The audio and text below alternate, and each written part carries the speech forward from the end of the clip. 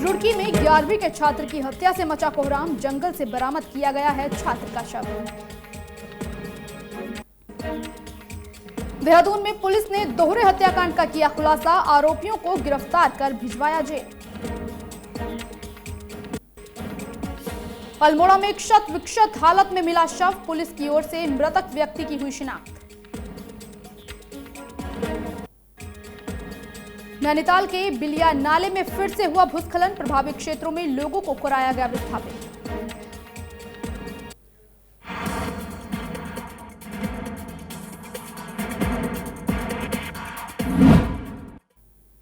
नमस्कार, मैं राखी और आप देख रहे हैं न्यूज 31 उत्तराखंड और अब वक्त हो चुका है उत्तराखंड बुलेटिन का। अल्मोड़ा में मुख्यमंत्री पुष्कर सिंह धामी ने जिले भर के अधिकारियों के साथ बैठक का आयोजन किया। जानकारी के मुताबिक ये बैठक पुलिस लाइन में आपदा प्रबंधन को लेकर हुई। इस दौरान सीएम ने जिले में तत्काल पीड़ितों को राहत राशि देने के निर्देश दिए। वहीं सीएम ने कहा कि सबसे पहले पीड़ितों तक पहुंचना सरकार की पहली प्राथमिकता है। सब व्यवस्थाएं ठीक प्रकार से चलें, सब व्यवस्थाएं ठीक दुरुस्त हों और हमारे अधिकारीगण, अपने कर्मचारीगण आपदा के समय में ठीक से सब जगह की जो व्यवस्थाएं हैं वो करें और जो जनता को राहत देने का काम करें। इसको लेकर मैं स्वयं सभी जगह समीक्षा कर रहा हूं। मेरे साथ माननीय सांसद जी हैं, माननीय विधायक जी हैं, मंत्रीगण हैं, सभी लोग अपने अपने क्षेत्रों में काम कर रहे हैं। हमारा ऐसे समय पर सभी से कहना है कि सभी लोग आगे आएँ। इस समय में राजनीति की बातें न करें, राजनीति की बातें बाद में हो जाएगी। अभी इस समय सबको आपदा से उबारने का काम करना है।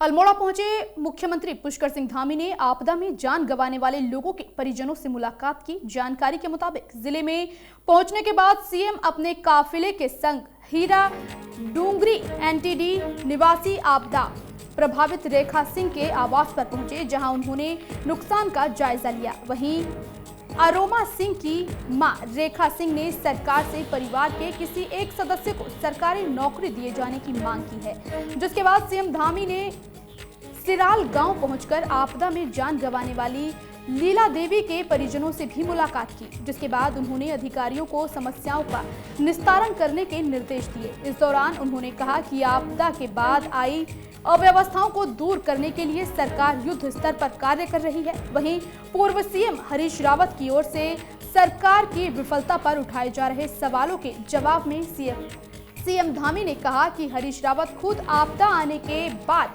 5 या 6 दिन तक गायब रहे थे। पूरे दिन भर का दौरा किया, अपना बीच में ही मीटिंग छोड़ के उन्होंने रात को 1:30 बजे यहाँ पहुँचे हैं और केंद्र सरकार की एक टीम यहाँ भेजी है आकलन करने के लिए।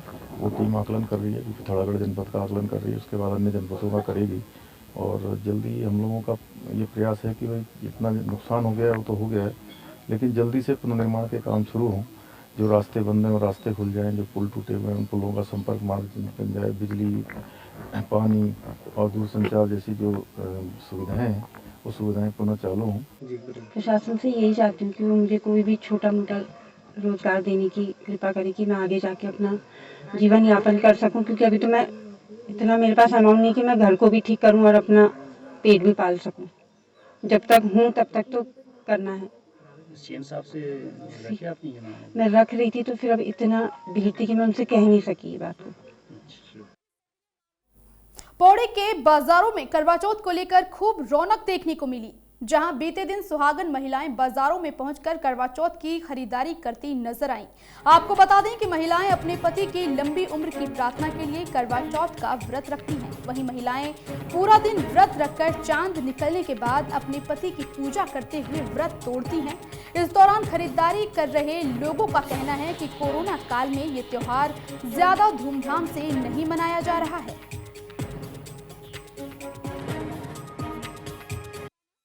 पहाड़ में तो बिल्कुल भी नहीं था, पर अब नए दौर में लोग इसको मना रहे और ये अपने पति की लंबी उम्र की कामना के लिए मनाया जाता है।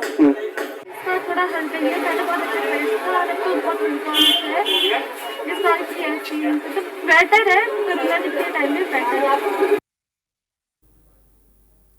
पिथौरागढ़ जिले के विकासखंड मुनस्यारी में जिला शिक्षा और प्रशिक्षण संस्थान डीडी हाट की ओर से कार्यशाला का आयोजन किया गया। इस दौरान साइंस फॉर एलायंस के तहत अनुभव आधारित खेल खेल में विज्ञान कार्यशाला आयोजित हुई, जिसमें 6 विद्यालयों के लगभग 70 विद्यार्थी प्रतिभाग कर रहे हैं। वहीं 25 अक्टूबर तक ये कार्यशाला संचालित होनी है। आपको बता दें कि कार्यशाला में कुशल प्रशिक्षकों की ओर से प्रशिक्षण दिया जा रहा है। इस दौरान विद्यालय के प्रधानाचार्य NC शर्मा ने सभी विशेषज्ञों का आभार जताया है।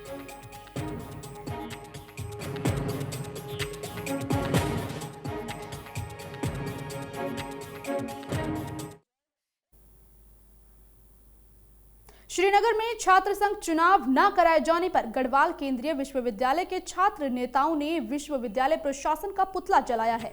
इस दौरान छात्रों का कहना है कि किसी भी कीमत पर छात्र संघ चुनाव की परंपरा को खत्म नहीं होने दिया जाएगा। वहीं उन्होंने कहा कि लिंगदोह कमेटी की सिफारिशों के अनुसार जल्द चुनाव होना चाहिए। वहीं विश्वविद्यालय के तमाम अधिकारी CBI की जांच के दायरे में हैं। ऐसे में अधिकारियों से बचने के लिए चुनाव न कराकर छात्र परिषद का गठन करने का विचार किया जा रहा है। ऐसे में अगर चुनाव नहीं होते तो छात्र नेता आंदोलन के लिए बाध्य हो जाएंगे।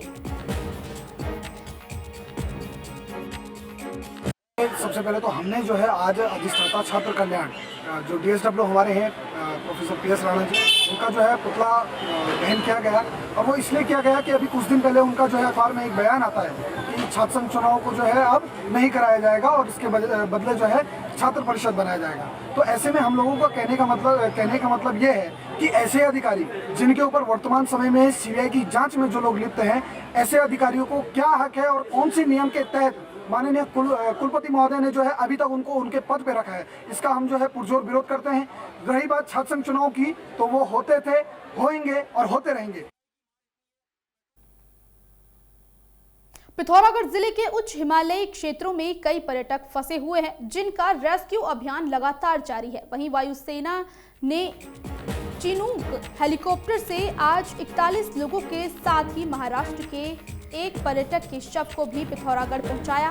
इस दौरान पिथौरागढ़ पहुंचे पर्यटकों ने वायुसेना के साथ ही उत्तराखंड सरकार का भी शुक्रिया अदा किया। वहीं उन्होंने कहा कि ऊंचाई वाले इलाकों में फंसने पर जिला प्रशासन ने उनकी हर संभव मदद की है। साथ ही जिला अधिकारी आशीष चौहान ने कहा कि अगले कुछ दिनों तक ऊंचाई वाले इलाकों में फंसे लोगों को रेस्क्यू किए जाने का अभियान जारी रहेगा।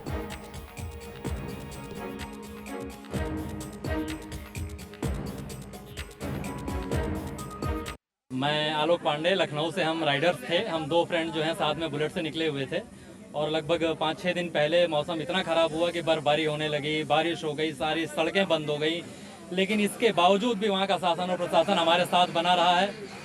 किसी भी तरीके की खाने पीने किसी तरह की समस्या अपने आप को नहीं थी। इंडियन आर्मी ने पूरा साथ दिया हमारा। हम लोग हल्द्वानी से हैं, यहाँ पर आदि कैलाश के दर्शन के लिए आए थे। हम लोग 9-10 लोग हैं साथ में। मेरी बेटी भी है 3 साल की और 2-3 दिन का ट्रिप था, बट हम लोग वेदर बिल्कुल कंफर्टेबल हो गया। रेनिंग हो गई है और सारी रोड ब्लॉक हो गई है, तो वहाँ पे हम लोगों को रुकना पड़ा 10-12 दिन।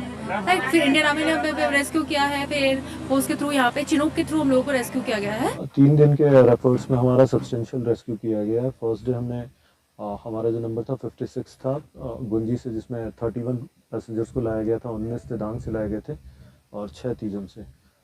कल हमारे 23 लोगों का रेस्क्यू किया गया था और आज गुंजी से वापस हमें 42, जिसमें से एक मॉर्टल रिमेन है महाराष्ट्रियन टूरिस्ट के, और बाकी 41 पैसेंजर्स को हम लोगों ने कैरी किया।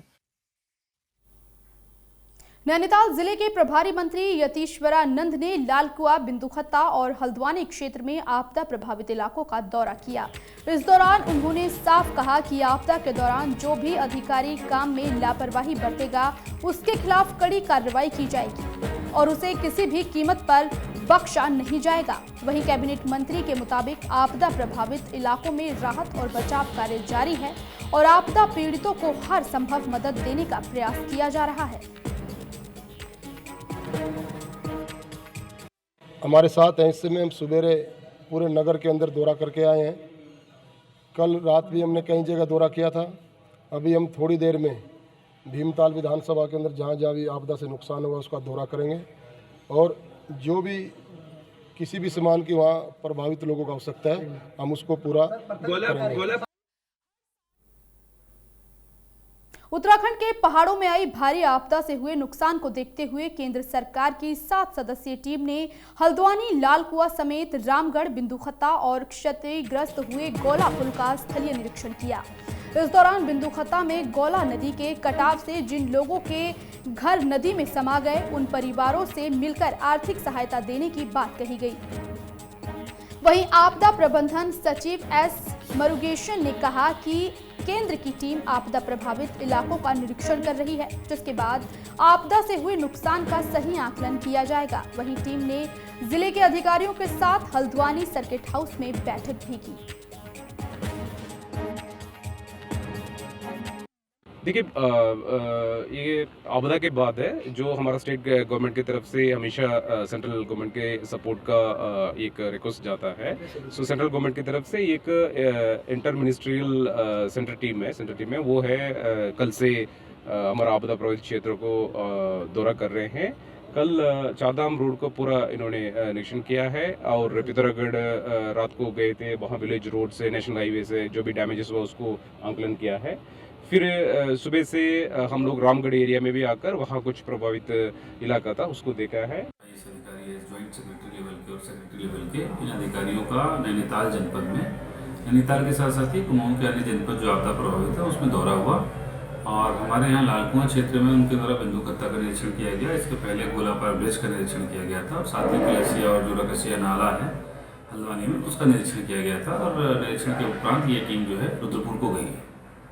आपदा में 2 स्तर की जो है कार्रवाई मुख्यतः होती है। एक तो जो फौरी राहत है जो तत्काल स्थानीय प्रशासन के माध्यम से दी जाती है, जिसमें फसल क्षति है, अहेतुक सहायता है या कोई मकान अगर क्षतिग्रस्त हो गया है तो उसकी सहायता।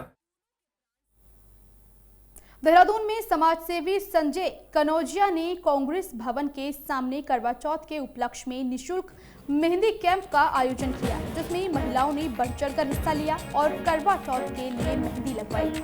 वहीं संजय कनौजिया ने कहा कि बढ़ती महंगाई के इस दौर में सभी चीजें महंगी हैं, जिसका असर सबसे ज्यादा महिलाओं पर पड़ा है, जिसे देखते हुए उन्होंने आज निःशुल्क मेहंदी कैंप का आयोजन किया है।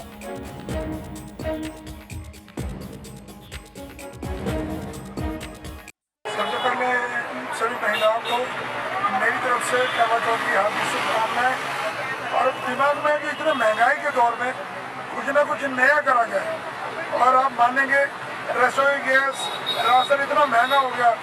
मैंने कुछ ना कुछ राहत के तौर पे एक मेहंदी का आयोजन करा जाए, जिससे महिलाओं को कुछ राहत मिल सके। और जो महिला इतने ऐसे के भाव में नहीं लगा पा रही है, उनको एक निःशुल्क मैंने कहा मेहंदी लगवाई जाए तो मेरी तरफ से अच्छा होगा। और इसी के साथ आज के बुलेटिन में बस इतना ही। अब मुझे दीजिए इजाजत। बाकी की खबरों को देखने के लिए आप बने रहिए न्यूज़ 31 उत्तराखंड के साथ। नमस्कार।